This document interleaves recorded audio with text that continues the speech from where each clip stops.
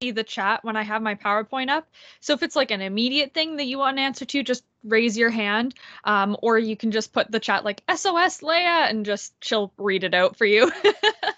So we can get that all sorted. Let me get my content all shared again, and I'll just get you guys to confirm that you can see it again, because sometimes it's a little weird. Let's see if I can pull up. There we go. Can you guys see the PowerPoint? It's all good? Yeah, we can see it. Okay, perfect. Perfect. All right, so welcome to the 3D pricing workshop. I'm going to be your presenter. I'm Kenzie. I go by she, her pronouns. Although this workshop is primarily geared towards, we make a lot of references to 3D work. I know we have a couple different pricing workshops this week. We have one for like specifically geared towards 2D work on Thursday, and then photo and some digital work on Friday. Feel free to visit those as well. If you are here and you're not necessarily a 3D artist, you do painting or digital, no worries. I'm happy to help answer some questions to the best of my ability. I might not know every little intricacy about, photographing and scanning paintings, but I can kind of help you, get some first steps. Oh, come on, PowerPoint. You want to switch slides? This is me. Just so you know a little bit about where my background is, what kind of work I work with, to get you an idea of my pricing. I'm primarily a glass artist. That's my department at the school, although I am going for a jewelry and metals minor. I do have some graphic design background, which is why if you have some questions, I can kind of help. I'm a graphic designer for a company downtown called the Century Box, which is a really fun game store if you haven't been there. I do a little bit of ceramics on the side. I am not very good at it, so don't ask me technical questions, but I can help you with pricing. Alrighty, so a few things that I want to go through before we jump right into you have a piece how to price it. Because I know when I was first starting at show and sales and I was first figuring out how to price my work, one of the most challenging things that I found during presentations is they'd be throwing around all these terms and I kind of know what they mean, but like not fully. So I'm going to go through and define some terms for you guys that we're going to be using. If this is like old news for you, bear with me here. I just know sometimes it helps just to kind of get a solid definition for things.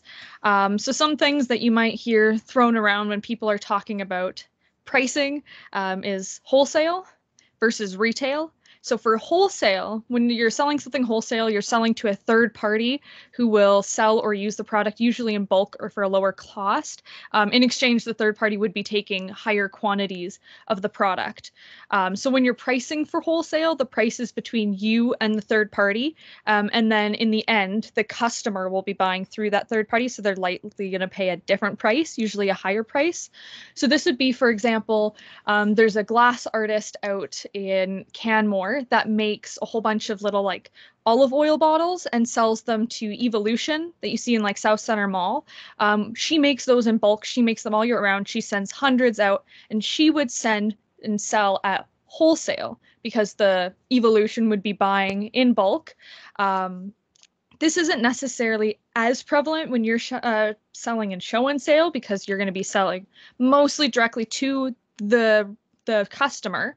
Why we bring this up, it's a really important term to know just overall for your future. And also show and sale this year has presented a really interesting opportunity. So if you submit some pieces before a certain deadline that Leia's going to have to remind me of because I'm horrible and I forgot to write it down. But if you submit pieces, we're going to have a little jury that we're going to go through during process, and we're going to pick some pieces to make a gift basket, and show and sale will outright buy those pieces for a wholesale price of 75%. So it's not, the 100%, but that being said, it's a guaranteed sale right off the bat. No worries. It's going to be put in a fun gift basket. So keep that in mind. The deadline for that is May 24th, and the wholesale price 75% is different from our commission price 85. So you do lose that little extra 10%, but it is also a really great way, as Kenzie said, to make a guaranteed sale, something that you absolutely know will be on your final check once the sale is over. So keep that in mind. Mm-hmm. And then the other one is retail. Retail is a little bit easier. It's you selling directly to a customer. So if you're at a market, retail, you know. When you're pricing for retail, whatever you price your work at, it's what the customer ends up seeing and pays. Next thing is commission and cut. So the commission and cut is the percentage taken from the owner, organizer of the sale, venue, gallery, what have it, for whatever the situation is. And that percentage allows for the retailer to pay for the use of their space, advertising, event organization, any staff wages. So for example, show and sale, like Leia was saying, takes 15% commission this semester, and that goes into paying for employees, paying for workshop instructors. Thankfully, our website was covered by a grant, but of course the website's going to take maintenance. It takes people to help run it and, you know, input all of the data that you guys give us for work. It's also the commission's gonna help with packaging and advertising as well, which if you think about it, if you were going to do a sale on your own, all that expense you would have to pay outright anyways. So having the commission cut is essentially just you paying for getting the advertising, getting the space. Show and sale is nonprofit, so the goal for show and sale really is just to break even, and then everything else goes to the students. So being able to sell at show and sale is a pretty fantastic opportunity compared to a lot of galleries and everything who they do have to make some profit to keep running. So take advantage of this while you can. Another word, overhead. So overhead is the money spent to create a work. This doesn't necessarily include your labor time. This is literally just like the out of money pocket to create the work. So like if you went into your bank statement, what you would see there. Consumables. So consumables are any material that will be used up in the creation of a work that will have to be replaced or more purchased for the next project. So this could be like simple things like paper towels and cleaner, or it could be, you know, bigger things that actually make the work itself, like the clay, like the glass itself. It's really important to keep in mind the little consumables. I would always forget about those when I was pricing. It's so easy just to say, oh, I have this ceramic cup, so I need to pay for the glaze and the clay and, you know, the firing time. But then you forget about the little things like, let's say, use a sponge to help shape or a paintbrush to help paint on the glaze. And I don't know, let's say you have to do a new sponge every piece. I don't know. But like little things like that, even the stuff that you throw out, it's important to keep that in mind because the little things can add up really fast. Branding expenses. This is another one that I would always forget about. So if you have a website, if you have logos that you need to design, business cards to print, and packaging, that all needs to be incorporated in your cost. So if you have like little custom boxes that you put all your jewelry pieces in, make sure to include that because you wanna cover your butt there. Don't want to go broke. All right, so now that we kind of got those terms out of the way, you have a product. So now what? I'm going to try to help you figure out how to price. So important things to find out is how much it costs to make. So you need to figure out the cost of your materials, your labor, any overhead. That'll give you kind of like your baseline. You cannot go any lower than this, or, you know, you will not break even. And then you need to create your profit margin. I think arguably the profit margin's a little bit harder, but it seems like there's a lot of formulas that a lot of artists will use that can break it down that seem to work nicely. So we'll go through that. But first of all, we need to find out how much it costs to make your piece. So we need to include the physical material cost and take into consideration wastage as well, right? Anything that you can't use for another project, if there's metal offcuts or broken shards of glass from cold working, ultimately you had to pay for those in the beginning. So keep that in mind for the end of the piece, and keep in mind any, you know, price for the packaging, as I said. So if you have to buy boxes, if you have to buy bubble wrap, if you have to buy tags, make sure you figure out what your price is for that and add that. Studio running costs. This is probably more prevalent now than ever because I'm sure for a lot of you guys, the work that you're going to be selling, you didn't necessarily make at the school. So if you have a studio that you rent, if you use any utilities, gas or electricity, any equipment upkeep, overall maintenance, it can take a little while to figure out how to calculate that. Going through, you know, if you're at home, your electrical bills and kind of estimating how much you use to run X piece of equipment, or, you know, even just the lighting in your studio. But being able to break that down is going to be really important because, again, those like little costs add up over the long term, especially if you end up renting a studio outside of your home. I know that's more so going to be something for glass artists. If you're a ceramicist and you're renting a kiln, or like jewelry and you're renting torch time, make sure that you're, including your time there. And then labor costs. So how much you want to pay yourself an hour. This is a difficult one. It's honestly up to whatever you feel your time is worth. All I will say is you're getting a formal education in what you're making. You are trained. I would definitely recommend you pay yourself more than minimum. General rule an hour, I would say try to aim for, if you're really in doubt, $20 an hour is never a bad one. It's well above minimum. It's paying for your expertise, right? Your training is an important thing. And then, you can always increase your hourly wage as you get more experience, right? 20 years from now, your hourly wage is probably going to be a lot higher than it is right now. But pick something, depending on how much training you have in the area rather, that you think is going to be appropriate, and go from there. When in doubt, you can stick with 18 to 20, seems to be a sweet spot.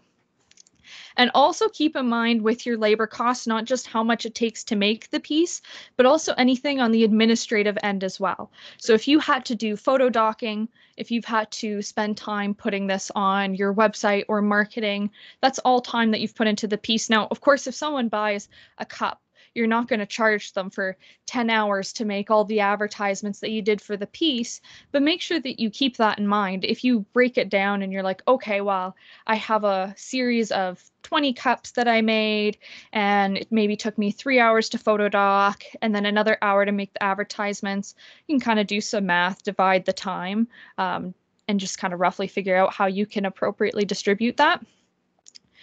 And so once you figure out this total cost, this is literally how much you need to break even. So do not charge this amount. You will not make anything. This is just going to be your baseline, like, hey, I cannot sell it for any lower than this, or I will not make my money back.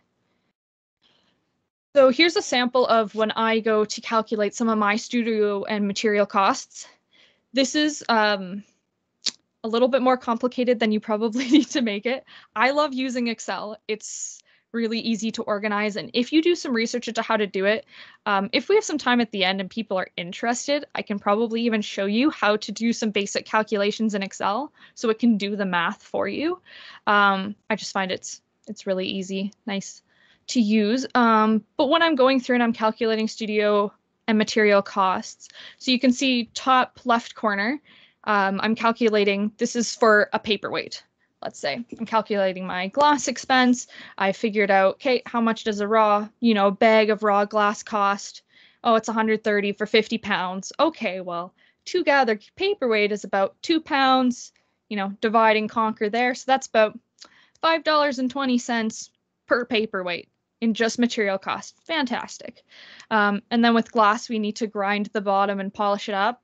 So I'm like, oh, grinding time. Okay, well, I'll just do my hourly rate for that. With the studio that I rented at, I get free cold working time with my rented hot shop time. So that's an easy expense out of the way for me. And then I said in the cold shop expense as well, I said $1 to $2 for frit. That's my color that I put in it. That'll cover that. So if you go into I don't know if you could see my cursor at all, the secondary chart down here that says at home shop, or rented time, I found another company that I could use as a baseline of, roughly how much their running costs cost. But if you go to the second one, because this is going to be more prevalent for me right now, rented time. So that's what I'm doing. Small paperweight, I've already calculated that it's going to be $5.20. Takes me 10 minutes in the hot shop, 0 to 10 in the cold shop. I found out that my hot shop time for a rented price is going to be about, let's say, $40 an hour. Divide and conquer, put it all in the graph there. I don't want to get into it too much because, I'm sure you guys don't need to know the exact in and outs of what I pay. But this is roughly kind of what the process could look like. And then by the end of it, I figure out my sell price, which is what I'm going to teach you guys how to calculate now. But first, I forgot that I added this for you guys. Branding, yay! Because I know that's something we get asked about a lot. On the note of branding and paying for branding, I know it's going to be easy to calculate those costs. You have the receipt, you divide it by how many pieces or, per item. That's not too bad. But when you're looking for places to get branded items, get business cards, packaging, I wanted to throw up a little slide here and give you guys some recommendations of some good local vendors, good Canadian vendors, places that just overall have very good rates. I found it's really hard to find places. A lot of places want to sell you very large quantities of bulk. And when you're first learning how to sell and you're entering into your first show and sale, you might not want to buy 1,000 business cards minimum or order 800 stickers. You might want to just get a small batch of 20 or something to try. And I know a lot of companies, the smaller amounts, the more expensive, the larger amounts, the least expensive. So here's some good companies. Obviously, Staples is pretty basic. They have some great business cards, little easy packages. They also have really quick turnaround times. So if you're in a bind, that's not a bad way to do it. Vistaprint's another one. They do ship, but they do have a wider range of products. So if you're not wanting your classic business card, if you're wanting more of a placard or like full giant postcard kind of card stock, you can send off to them. I would recommend doing it sooner rather than later because they do have a little bit of a turnaround. My personal favorite is Digital Post. There's a couple locations all over the city. They have fantastic rates. They could do any quality, any quantity. You get to choose what type of paper. And for the most part, like I've sent orders of like 600 plus business cards off to them and they'll have them for me in 2 days. Like they're pretty fantastic there. So definitely note down that. If you're looking for stuff for packaging, again, you just need 1 or 2 things. You can never go wrong with Michaels. Get their 40% off coupon, right? If you're looking for small boxes, Ken's Gems Supplies Incorporated, it is a jewelry store. It's up closer to the airport. Any jewelry majors or anyone that's working within the jewelry realm out there probably knows quite a bit about this store or has been there. I actually go there for quite a lot of packaging. They have gorgeous small velvet boxes, just tons of little ring boxes that are fantastic for a lot more than jewelry. If you're wanting to put anything small, if you're making like little sculptures or enamel pins, anything like that, they have stuff for. Totally recommend that. They also have a lot of just other packaging as well. Like if you want little drawstring bags that are made of like silk for anything, definitely go there. Great rates, and it's a local business that you're supporting. If you want to get boxes, if you want to get bags, anything in bulk, Uline's also great. I think that they have a location out in Edmonton, but you can ship stuff to your house too. It's not that big of a deal.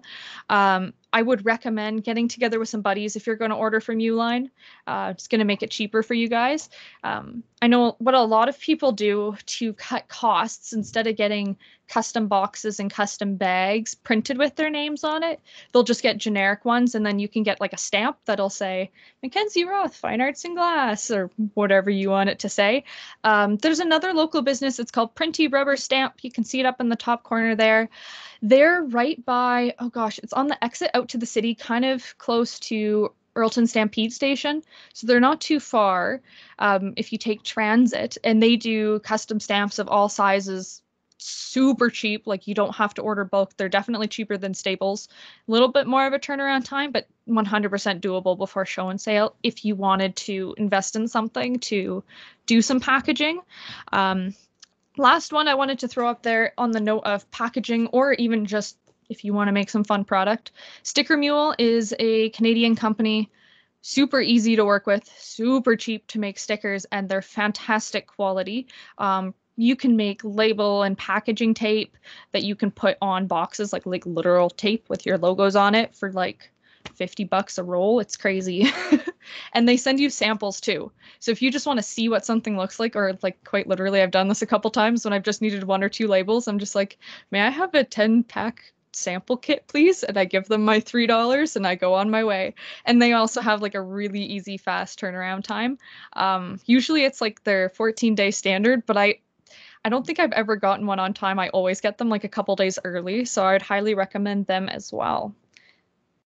Oh, yeah, last one at the top, T-Shirt Elephant. If you want to make fun little merch or more stickers, they're another Canadian company. Alrighty, now, taking a little break from looking at numbers, onto profit margin. Yay, this is the hard part. So in order to figure out the final sale price of whatever you're wanting to make, you want to take that total cost that we figured out before. So how much everything costs to make, all your materials, all your labor, and then your desired profit. My general rule of thumb that I've always gone with, and I've checked with a couple other artists and jewelers, and it just seems like this is kind of a, I don't want to say a universal method because everyone has their own pricing, but this is something that I see coming up time and time again, is take however much it costs to make your piece, so whatever your total cost is, double it, and then you can plus and minus just a little bit if need be. The worst thing that you can probably do is undervalue your work. Appropriately expensive work does make you look more prestigious. And I mean, if you walk up to, like, let's say a necklace, and the necklace is priced at, it's this beautiful cut out flower with a stone set in it, and it has elements that are gold, like it's quite beautiful. It's not something like just super simple, and you price it at $20. People are going to look at that and be like, oh, I could get like a necklace at Walmart for $20, so it must be comparable quality, right? No, no, no. You make beautiful work, price it prestigiously. And calculating your total cost and then doubling it should help that too. But you want your work to look like it's handmade, look like it's valuable, and giving it not an outrageous but a prestigious price point, it does help reflect that. You still do want to make, and keep in mind, you still do want to make profit if there are gallery cuts.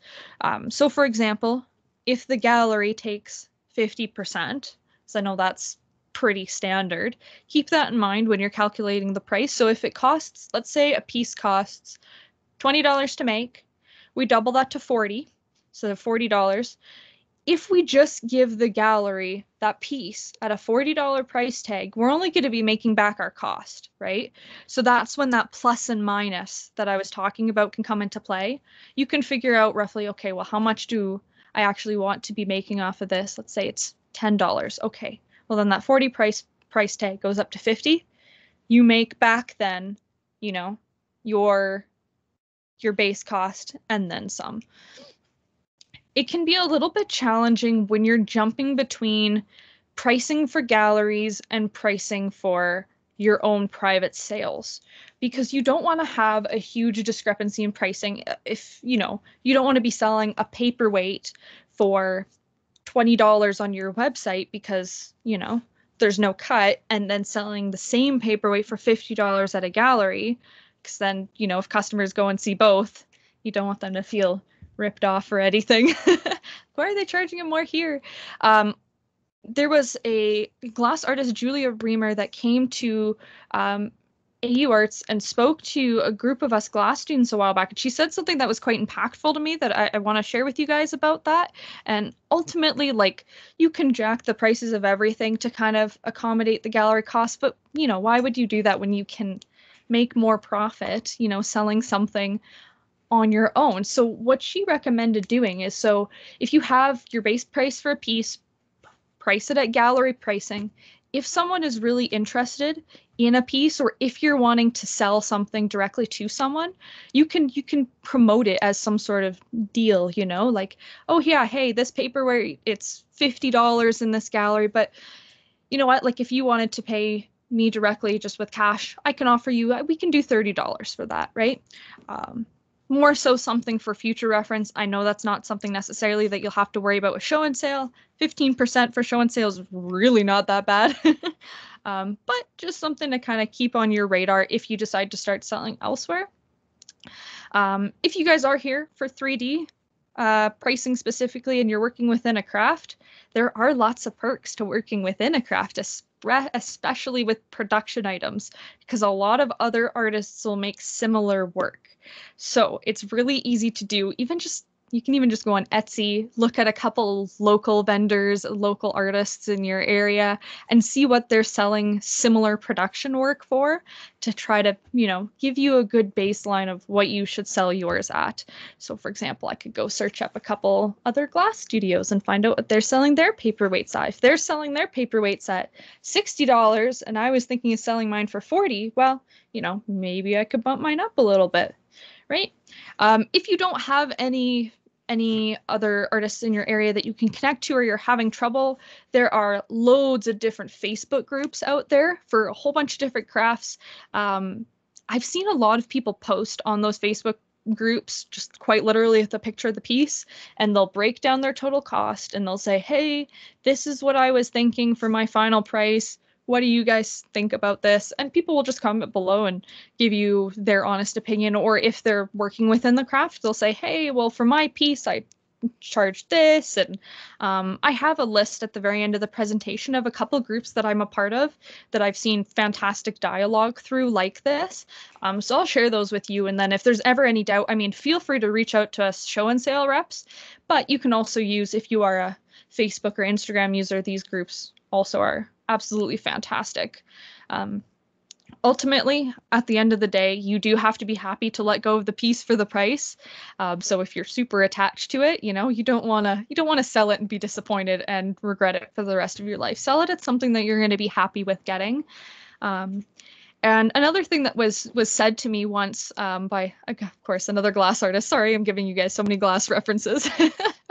But we were talking about pricing work, and I was looking to price one of my larger pieces that I had done at the time. It took quite a while to make. I was really proud of it, really happy with it, and I had no idea where to start.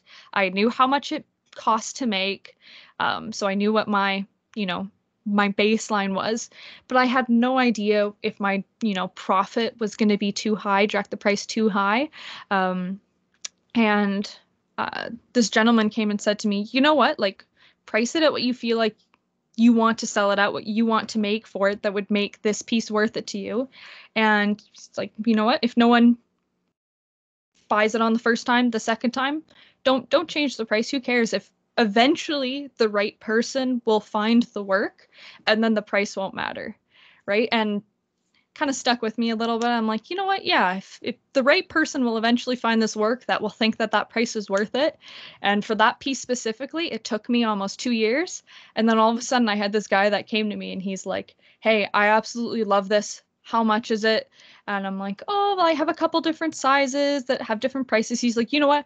I don't care. Just give me the invoice and I'll take 3 of them.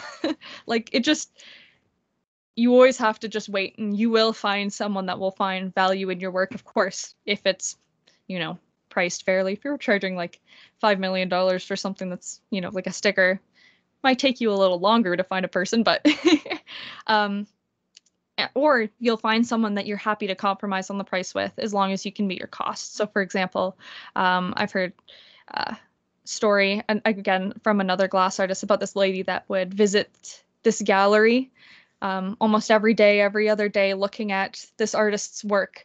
And then on the closing day of the show, when the piece was supposed to go away, this artist approached her and was like, hey, I saw you looking at this piece every day. You like it? And she's like, yeah, I love it, but I just can't afford it. And at that point, she shared her tie to this piece, and then the artist was willing to compromise on that price a little bit and lower it just so it was affordable for her. And then you can make those decisions to lower the profit. But that being said, I wouldn't just lower the profit because you're worried about it not selling. I know I always face that battle of, oh, well, I can, price cheap and sell lots, or price expensive and maybe only sell 1 or 2. And don't worry about it. Just put out a price that you think is reasonable for, the profit, and just see what happens. Eventually you'll find someone.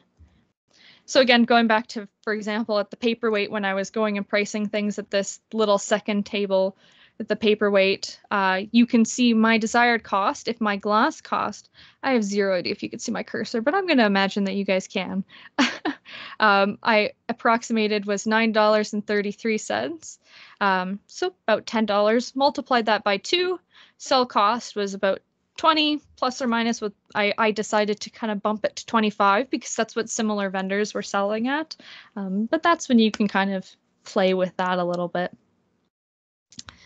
Yeah. So like I was saying, some good resources for helping out with figuring out pricing, for asking questions about, honestly, about anything, even if it's technical questions. Canadian Jewelers Cafe is probably the most active out of all of these. absolutely fantastic. If you are a jeweler, if you're interested in making any sort of jewelry, highly recommend that you join them. They share lots of technical information, lots of pricing information, and again, that whole rule of thumb where it's take your cost, multiply it by 2, and plus or minus. People quote that all the time in that group, as well as the Canadian Glassies group if you're a glass artist. Again, fantastic. People post and ask questions in there all the time. The Ceramics Network of Canada, again, another little Canadian one. Guess I don't have too much more to say. They're all pretty similar. And then the Canadian Fibre Artists. If any of those are within your realm, highly recommend that you join those guys. If all else fails, there's always the Alberta Craft Council. They have a huge list of resources that you can go to. I have the little link here that you can just, if you want to jot it down, it's just their website and then craft-links-resources. You can go on there and it'll take you to a bunch of different sites for different crafts to help kind of guide you based on what you're looking at. And then you can always go to the Canadian Crafts Federation. I thought this lady was funny when I saw her on the clip art, so I had to put her in there. Yeah, so if in doubt, reach out to one of us show and sale reps. Take a look at those resources. We'll see if we can help you guys. I know I just talked for 40 minutes straight, and I feel like I said a lot of nothing, but if you guys have any questions, I'd be happy to answer them, or we can go back through, and if you guys need to re-see another slide or clarify something, just let me know.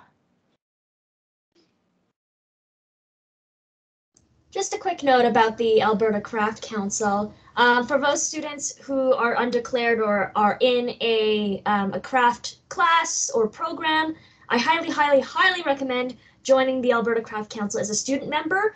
It is absolutely free, and they are really, really, really close ties with AU Arts. And if you call them up on any of their business days, they're happy to help you. They've been really instrumental in helping us develop our show and sell strategy and jurying process for this go round.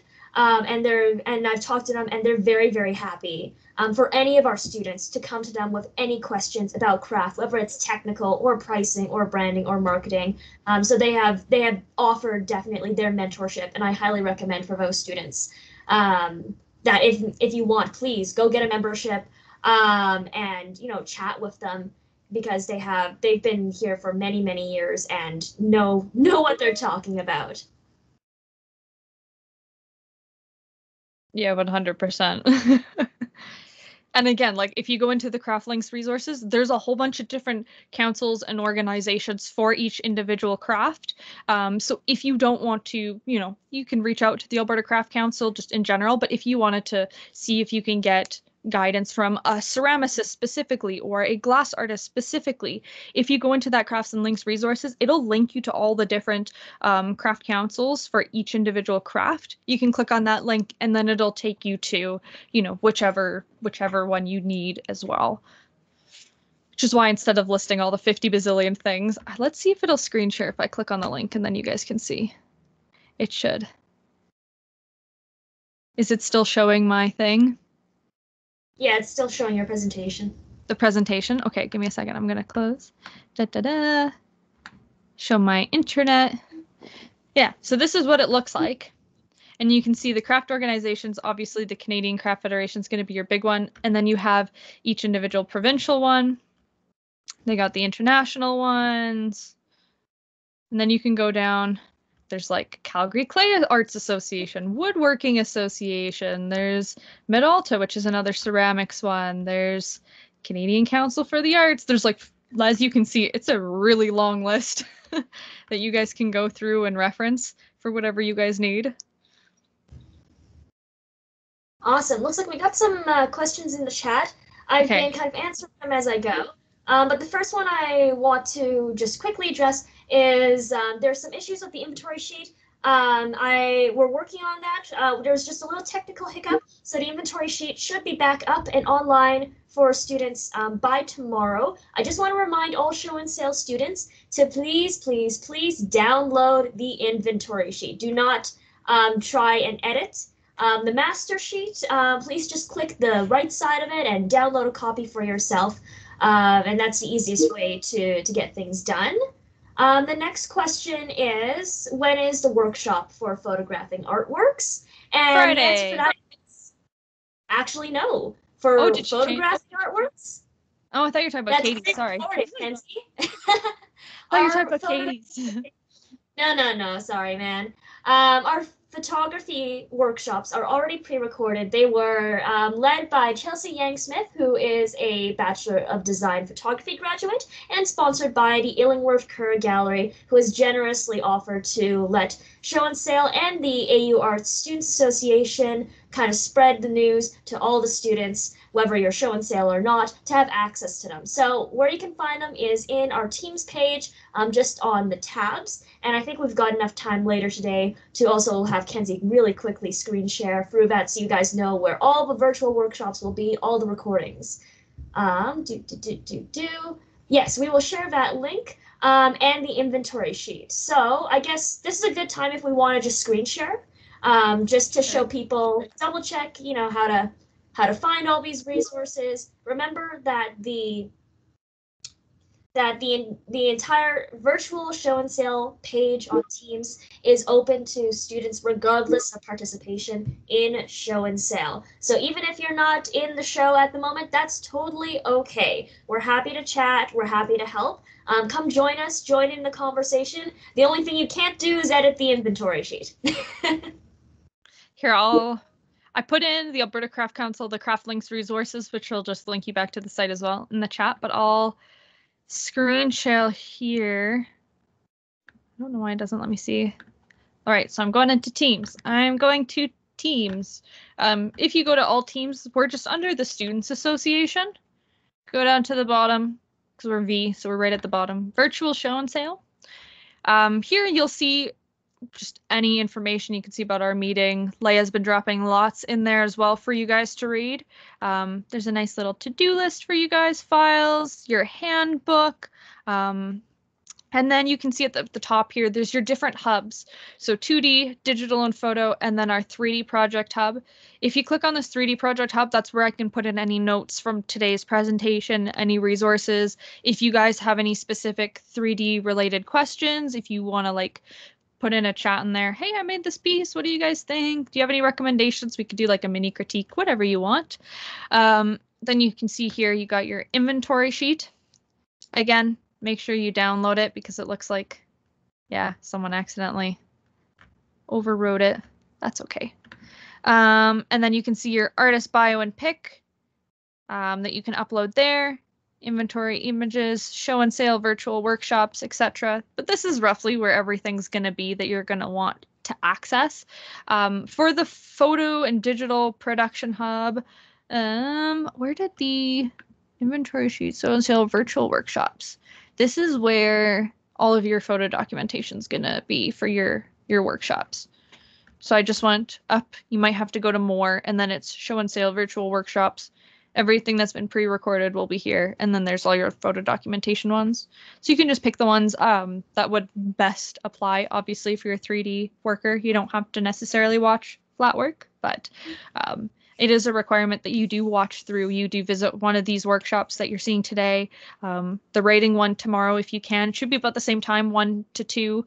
That's going to be all about writing your artist bio, writing to sell, how to write and format your kind of page to sell your work better. And then, of course, look at the photo documentation workshops as well. Awesome. Yeah. And this recording will also be in this workshop page as well. We're hoping to keep this running even past this current show and sale as a general resource page. So if at any point, during the next couple months or during the summer that you want to just look back on this presentation or other ones, this page will still be up and running into the fall. So please take advantage of it. We're really excited to offer it as a resource. So we got a couple more questions, more show and sale kind of technical related questions. So do we upload our own sheet or is there somewhere we email it to? So sorry, Kenzie, can you bring that page up one more time? Yeah. Also, if I just might interrupt really quick before I do that, just while I have it in front of me, Vivian Smith said that they're selling both 3D and 2D work. They're comfortable pricing their 2D work based on this presentation. Do you recommend attending the pricing your 2D work presentation? If you're free and available, I mean, I would recommend going to as many of the workshops as you can, because we all will present just slightly different information. That being said, it is only a requirement to see one of them, but definitely recommend, if you can, try to see as many as you can, because it's always good to have more information, right? Yeah. The one thing that we don't really talk about is like there's a difference between 3D multiples or production items versus, you know, something like prints. Prints are definitely a whole other ball game, and then you add in framing, and that'll be specifically discussed in the 2D and 3D presentations. So both Katie and Shaida, who are the reps for those two, will talk specifically about those. So if you're thinking about doing any multiples, really, really recommend going there. Just because it's just another whole topic that's separate from what we can do in this presentation. And Jonathan asked, should we alter the price if there are multiples of the work? I think that totally depends on what multiples means in your situation. If, for example, I'll go back to my paperweight thing. If I'm selling 4 different variations of paperweights, a blue one, a red one, a yellow one, and a pink one, I personally would not alter the price of that unless there was something special in one, like I put gold leaf in one. I just find if it's the same, there has to be some sort of justification for it, in my opinion. And I think if you're a shopper, they might ask for the same thing. I think in terms of logistics for how show and sale is running as well, you can submit multiples of a work, but I don't think you can actually change the price per the multiples. So it would be, for example, if you wanted to do like a more premium variant of a paperweight with gold leaf in it, you would just have like one item being your base paperweight with your colors and then that price, and then your premium paperweight as a secondary item. So, I mean, I guess you could, but it's situational. So, Anya, I hope I pronounced your name right. I'm sorry. Can we reuse packaging boxes for wrapping things? I have many Amazon boxes for wearable, larger items. I have definitely reused boxes before. I would just be careful. Obviously, if you want to communicate a very strong brand identity, having branded packaging is a really fantastic way to do that. Make sure that if you are going to reuse boxes, that the boxes are in good quality. And very simple things that I've done is, if it's a very plain box, fantastic. If it's not, sometimes what I'll do is I'll wrap the box in paper and I'll have like a little stamp on my paper, or sometimes I'll do like a little handwritten logo. Or another thing I do is I get twine and I wrap the twine around with my little business card over top of the box, just so that when they receive the box, it's not just like, oh, here's your Amazon package. Obviously, like, yeah, make use of whatever resources you have, but just keep in mind, the stronger you can brand yourself, the better. Yushin, the name for the Facebook group here, I will pull. This is what I'll do, because I need to screen share something for Leia again. I'll share my screen again, and I'll go back. Yeah, if you could, I'm just going to go back quickly to the resources. Yeah, if you could show where to submit their inventory sheet and how to download the inventory sheet, that'd be great. I'm just going to pull this up for Yushin, so you guys can write down the groups again if you need. Everyone got that? Okay, I'm going to make the assumption that was enough time for people. Okay, go back to virtual show and sale. Go to more.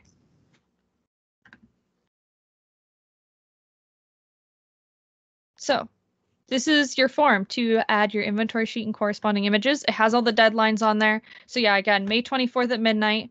If you submit at least one listing and image on your inventory sheet, you can be considered for that artist raffle. 75% of the retail price, but it's going to be a guaranteed sale. So if that's something you're interested, you can do that. Otherwise, June 7th is going to be that final thing.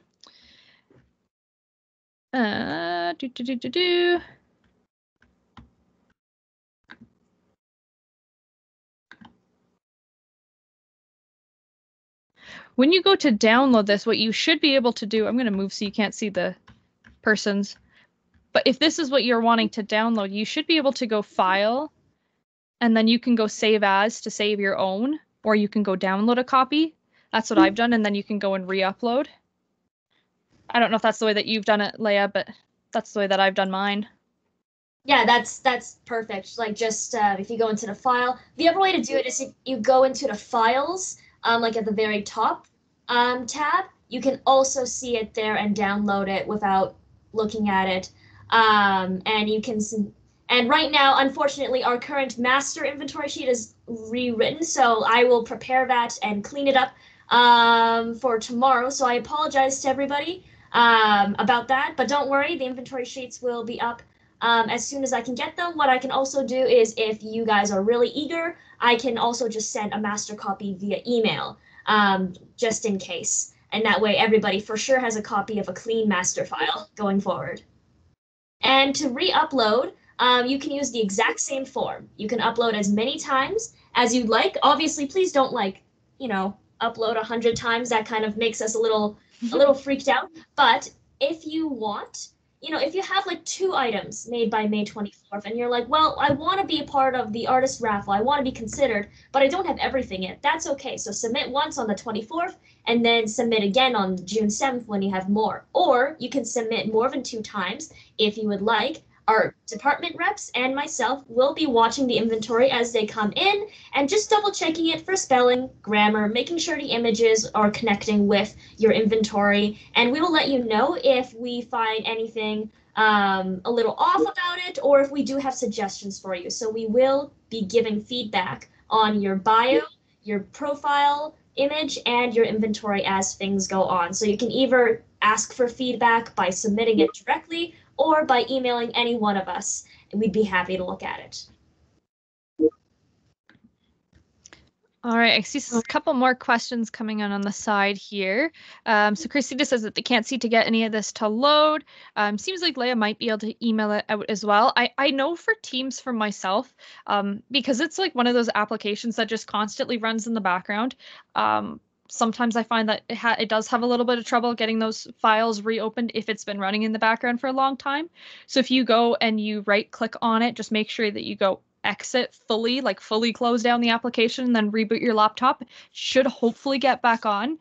If you are still having trouble, Christina, like you cannot get it to work, reach out to myself or Leia and we can get you a master copy. We can just email you anything that you need directly. Yeah. Jennifer, do we have to resubmit all inventory, or once something is submitted, then it'll be good? I think from my understanding, you want to have a continuing sheet so that by the end of it, even if you're resubmitting, you're adding things to the same sheet. So we'll just have one master sheet that'll have everything that you're selling on it, just so then we only have to reference one document. Christina, yeah. I'm finding, and it's really important that keep the file name consistent between all of these. It just helps us out on our end because we do have 46 students joining us, and each of those 46 students can submit up to 30 listings, and I'm bad at math, but that is a lot. So it really, really helps us out on our end if you just make sure that you download the file and kind of do first name, last name, make sure you have your student ID in there. That's what we'll kind of like have our backup on if we ever do end up, losing your name on anything. We'll use a student ID instead. If you want to submit just once, that is totally okay. We are happy with that. But again, as per the usual with all of our show and sales in the past, all of our students until the final deadline have a chance to resubmit as many times as they wish and get feedback as much as they want. So take advantage of that, especially if you are a first timer in show and sale, or even to e-commerce in general, because there's definitely things that our team can help you out in, and it's always just nice to get a second opinion. I also did throw my chat. Yes, I threw my chat.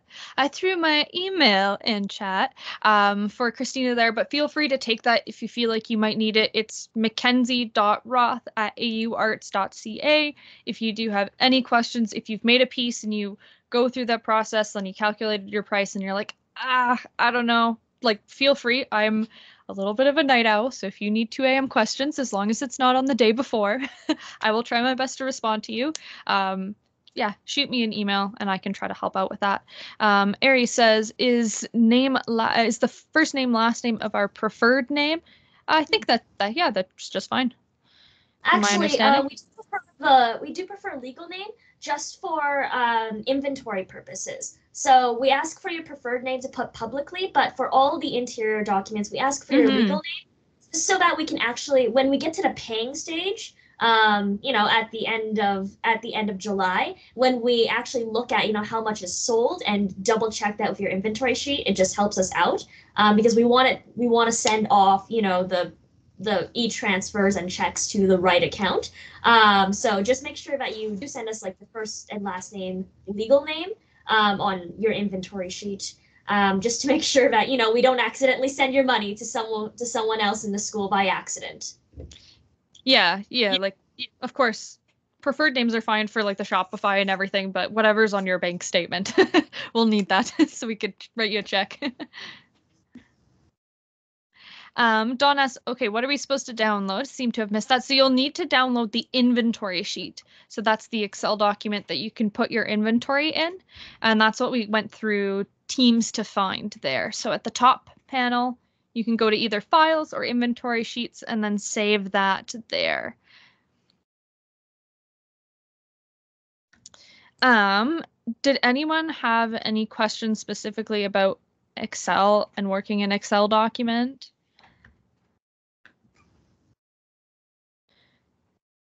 Jennifer says, one more about the submission form. If we submit the form twice, we have to upload the images as well as the Excel doc every time, even if it's been done before. Leah, can you speak to that one?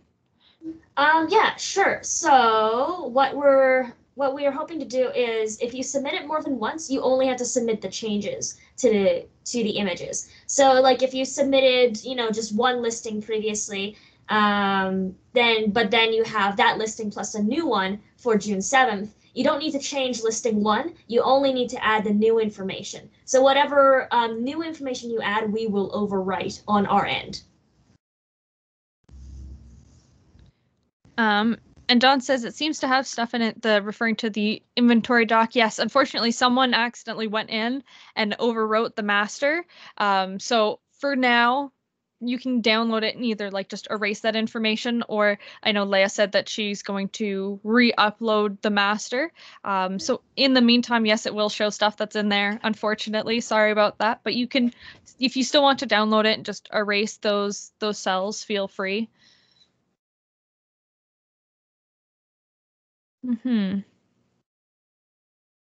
How do I make the box? Oh, sorry, go ahead, Leah. No, you're better at Excel. You might as well speak to the next question. Sure, I'm going to screen share again. You guys are going to go on a trip through my laptop. And then Leah, while I'm getting that set up, it looks like there's another one about submitting images that you could answer there. So yeah, for Jennifer, if you upload an image into listing 1, then upload a second time, do we add the second listing in image number 2? Yes, that is correct. So you'll see that in your inventory sheet, each listing you have is numbered. It's really important that you keep this consistent whenever you add or subtract stuff. So if you have listing 1 already complete and you're good to go, then you don't need to resubmit that. You only need to resubmit listing number 2. So basically just choose the changes that you want us to make, or if you're having a lot of trouble with it, then just re-upload everything. But preferably we want you to just upload the changes that you're making and make sure that, if you change listing 2, then you have listing 2 images so that we can cross connect. And we will definitely contact you if you submit something ceramic, but the images are like something digital, we will let you know and just double check that with you to make sure we got it right. So yeah, and hopefully what we can do is before the sale, the week before, we will probably be able to give you guys like a preview of the show, just as long as you guys don't spill the beans beforehand. And that'll be just kind of a final check that last week before to make sure everything is, spick and span, ready to go. So don't worry, we will be meticulously checking to make sure that everything is where we want it to be. Okay, so I will go to my handy Excel document and I'll show you a thing or two. So this is the one that you saw in the presentation. I'm going to make a new sheet. So let's say this is my paperweight. Oh no, that's not how you spell paperweight. I do know English. If it doesn't fit in your cell, You see how there's like the A, B, C, there's the different columns here. If you go and you go in between A and B, you can see how I get this little arrowy kind of icon. You can click and drag, and it should change the width. Really easy. I'll just show you this really quickly because this will save your life and just sitting in front of the calculator. Even if you want to use this for taxes, this is what I do. Let's say you're calculating the price of something. So for example, with my other one, I know that my paperweight cost me $933 to make. If I don't want to do math, if you go into any cell and you write an equal sign, it'll automatically kind of go into this calculation mode. Now, if I go and I click on another cell, it's going to say equals C4, so whatever value is in C4.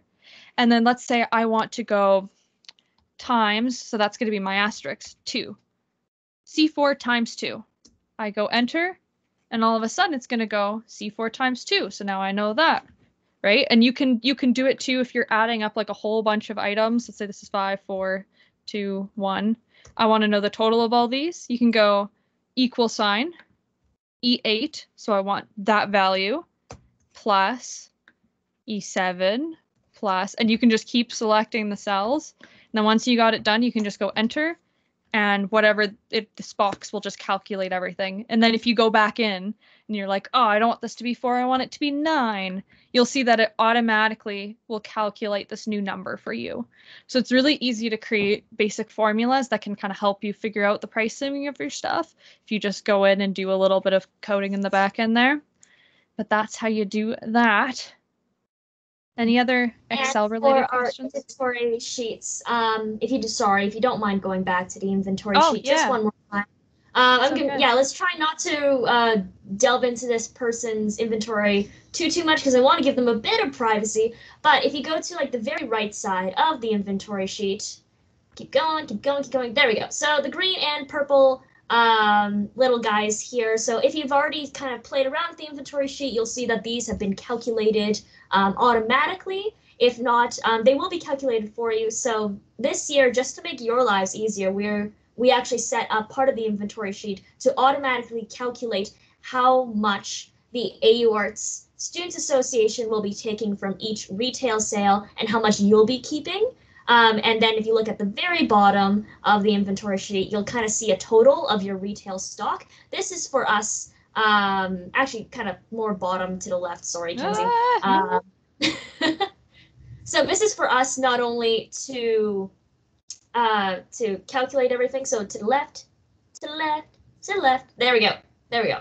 Student cut total, AU Arts commission. So this is for us to use on our end to make sure that, like whatever you send in, however much, if you have, let's say 14, 40, 75, if you have a retail price total of $16.95 of all of your stuff put together, but you end up selling 1,700 worth of items, that's wrong, and we're gonna double check that. So this is useful for both you guys and us to make sure that we're both being accountable in all of our pricing and also in all of our sales. So this is kind of a normal back end of what you'll usually, like if you go with the Alberta Craft Council or a commercial gallery, this is something similar that they will use on their end to keep track of product stock. And if in the future you ever want to use something similar to this, for your own sales to keep track of stuff, feel free to, again, download the master file first and then like rework it for your own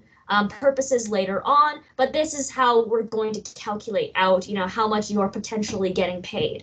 And then we will send you guys a formal invoice at the end of the sale detailing exactly what's sold, when it's sold, which customer it was sold to. So for the first time, you'll be getting all of these different metrics that are really important to help build your brand and manage your accounting. And you don't need to use all the information right away, but we want to be able to give that to you once we get to that point. So just make sure you do your inventory sheet right, and that'll help us help you later in July. And being able to learn how to do proper inventory sheets is also really important, I find. Once you start building up enough stock and you're selling on your own or you're giving to galleries, being able to keep track of everything that you've made and how much, how much it weighs for shipping and where it's going and like whether it's in a gallery or in your online store and how much it sells for and what the production cost is. It's like I could tell you some pieces that I made like 2 years ago. I have no idea how much they cost to make anymore, but I know I still have a huge stock of them. And also just to keep track of if anything breaks or anything, then you can make sure you can calculate like your loss and everything. It's just I think it's a really important skill to be able to learn how to do. So make sure to like take some time and really familiarize yourself with it and don't rush through it. Take your time, figure it out, and you'll get there. We got a question from Ari. I think Kenzie might want to answer this one. It's a formatting thing with Excel. So they get, you guys get about 200, 250 words max to write your product description. And obviously, like the line is long for the description. So Kenzie, can you show us how to kind of get Excel to reformat it so it looks more like a paragraph than a line? Just for ease of use. Oh gosh, it's been a while since I've done this, so I have to remember exactly how. But essentially what Excel does is it's mainly made for numbers. Don't mind me while I look for what I'm looking for.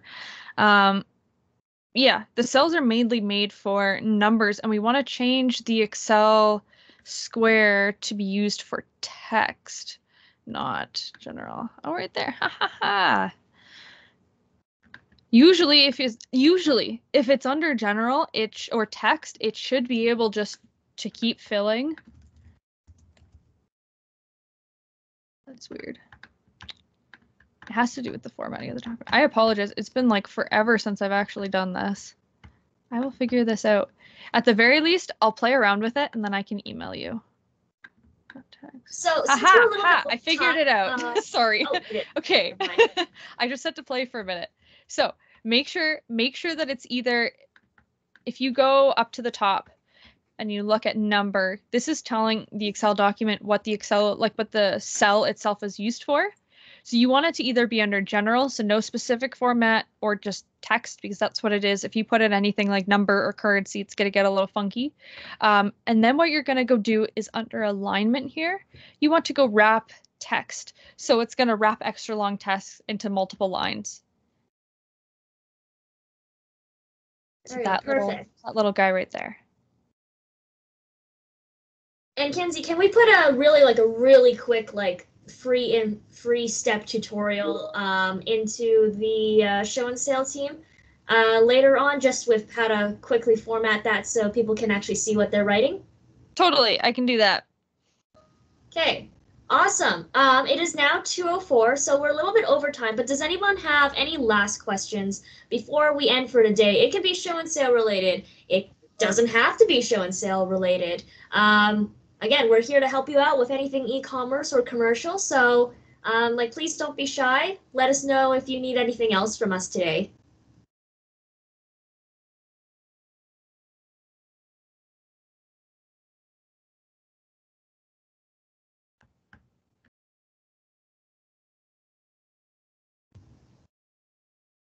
There you go. Yeah, Ari, yeah.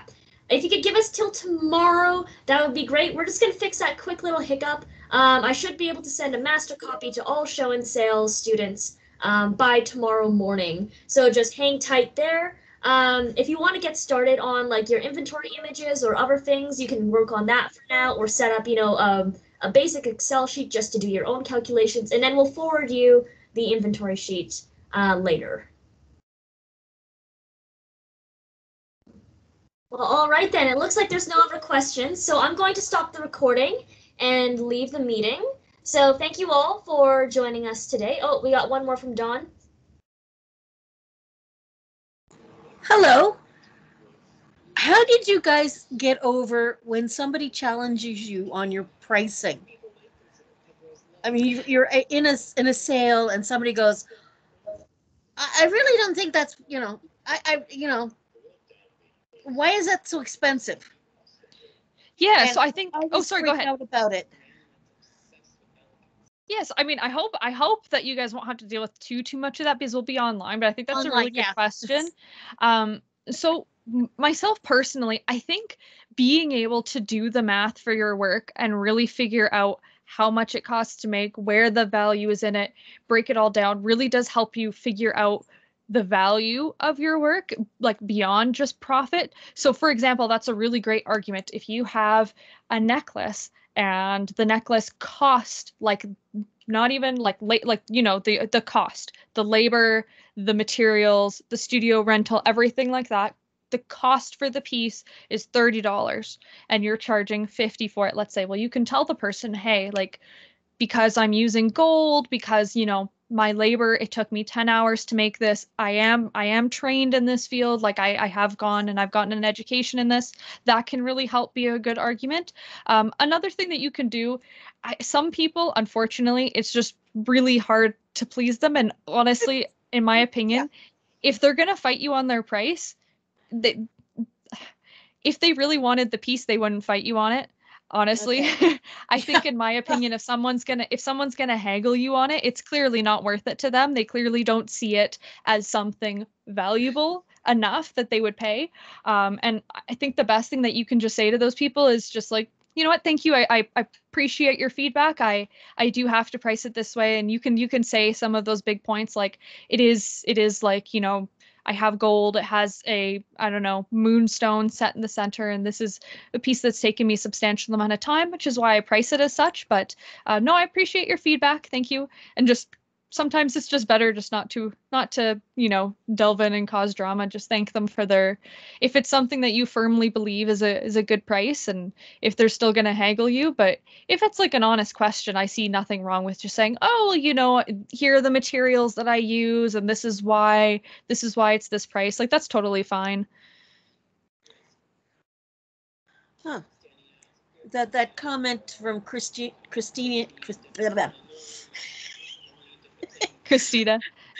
mouth not working. It's definitely mouth not working. It's okay. I got you. Yeah, Christina said that when she live streams some of her work, people say that they have absolutely no idea how much work things like work truly went into making a piece. It's totally true, and that's why I think, like, especially when you're on the topic of branding, if you have the opportunity to try like the Instagram or Facebook live stream, or even get recordings of yourself working to make promotional material, because people will see a necklace, let's say. And I mean, you could go to Walmart and get a necklace, you could go to Pandora and get a necklace, and to people it's like, besides the brand name driving the price, it's like, oh, what's the difference between a handmade piece and a factory made piece? But people being able to see the process really does give them a new appreciation for what is handmade. So if you have the ability to film yourself leading up to show and sale and really kind of drive that, be like, hey, look at me making this piece, it's going to be for sale here, could really drive a lot of customers your way. And I like what Vivian said. It's also a unique handmade piece that you can't get anywhere else. The quality is high. Very true. Like I said, the worst thing you can do is undersell yourself. You work hard. You're going to school to get trained for this. Pay yourself as such. Any other questions? I'm going to put my camera on for a second. I should have been in school a long time ago. Yeah, it's definitely helpful. Teaches you lots of skills. So I think we'll cut it off there for today. For those people coming in, for the recording, we don't want to leave them hanging for too long either. So if you have any other questions, if you need a helping hand, if you need someone to talk to, like, our show and sale channel is open for all students. Please, like, talk to us, email us, text us on Teams. There's a community here of not just show and sale artists, but AU Art students in general, and we're all happy to give us our feedback and kind of like share resources. Oftentimes, in a commercial setting, it's difficult to make it work, and we want to foster a community of people who are like generous and helping and mentoring each other as well. So if you have questions, please reach out. We are here to help you for the spring and the summer. So I'm going to cut it off there for now, and thank you so much for joining us. Thank you, Kenzie, for hosting this fantastic workshop. We hope to see the rest of you come to our 2D and digital workshops and take a poke around our photo doc workshops as well. We'll also be putting on some mini tutorials on our Teams page, just with some smaller FAQ stuff that's going to happen on a regular basis. So please check back regularly. And yeah, have a great day, guys. Thank you so much. Don't forget about the writing workshop tomorrow. If you guys want to know a little bit about writing to describe a piece and writing to advertise and brand yourself, definitely come back tomorrow afternoon. That workshop's going to be amazing. Awesome. Yeah. Well, thank you guys so much. Have a great afternoon. Christina, if you're selling jewelry, are we limited to that, or can we also sell fiber stuff? You can throw in as much of whatever as you want, as long as you're labeling it as such in the inventory sheet. We do recommend that if you're going to sell like 3D work and 2D work and whatever, I mean, like obviously going to those workshops is going to be the most helpful. But no, you can put in whatever you want as long as you label it. Awesome. Well, I'll cut you guys loose. Feel free to email me if you guys need anything. Bye.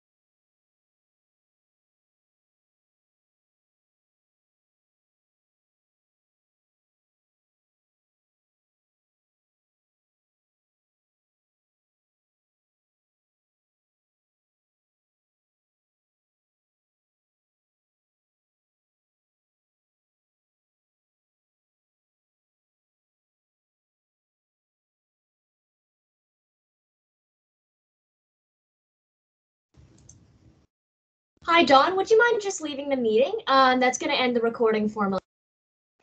Sorry.